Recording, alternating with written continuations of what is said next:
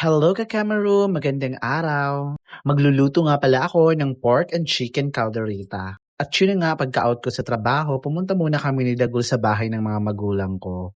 At naabutan ko nga ang nanay ko na inaayos pa niya yung mga apple na paninda niya ng New Year. Si Dagul naman ay nagmamaritis naman siya sa tatay ko. Maulan nga ka-Cameroon nung bumiyahe kami mula Maslog papunta dito sa barangay namin sa San Miguel. At pagkarating nga namin sa bahay, masyadong gabi na, kaya binilisan ko na mag-prepare ng aking lulutuin. Nagtulungan na nga kami dyan ni Dagol para ma-prepare yung lulutuin ko. At ito naman si Dagol ay kinuha niya yung natitira pa namin cassava cake doon sa ref namin para ipamigay sa mga choir. Galing kasi ang mga choir sa Villa Hermosa sa karatig barangay namin kasi nagkaroon sila ng youth camp. At pagka-uwi nga nila dito sa San Miguel ay nagtambay muna sila sa tindahan namin kaya ibinigay ni Dagol yung cassava cake sa kanila nang sa ganun ay makapag-snack yung mga bata. At yun na nga, nagpatuloy na nga kami sa pag-prepare para sa lulutuin namin. Si Dagol ngayon nag-iwan ng mga ingredients na gagamitin sa aking lulutuin na pork and chicken caldereta.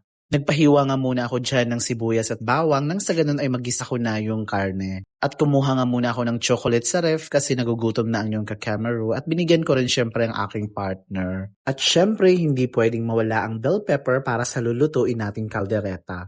At yun na nga ka-Cameroon, naglagay na ako ng mantika nang sa ganun magisa ko na nga dito yung bawang at sibuyas. At isinunod ko naman agad ang karne ng baboy pagkatapos hinalo-halo ko muna ito at naglagay ako ng laurel at black pepper powder, patis at saka konting soy sauce.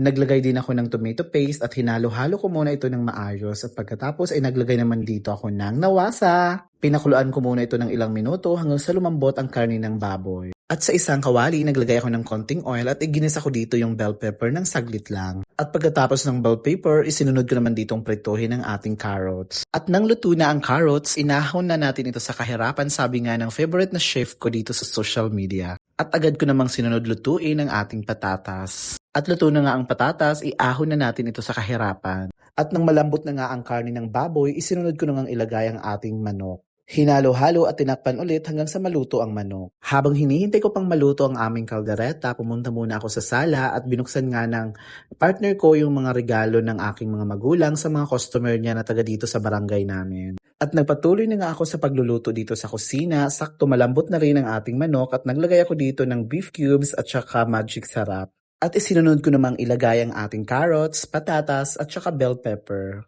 At naglagay rin ako ng liver spread at saka mamasitas na caldereta na ready mix na sauce. Hindi ko lang inubos yung isang sachet kasi naglagay naman tayo ng tomato paste.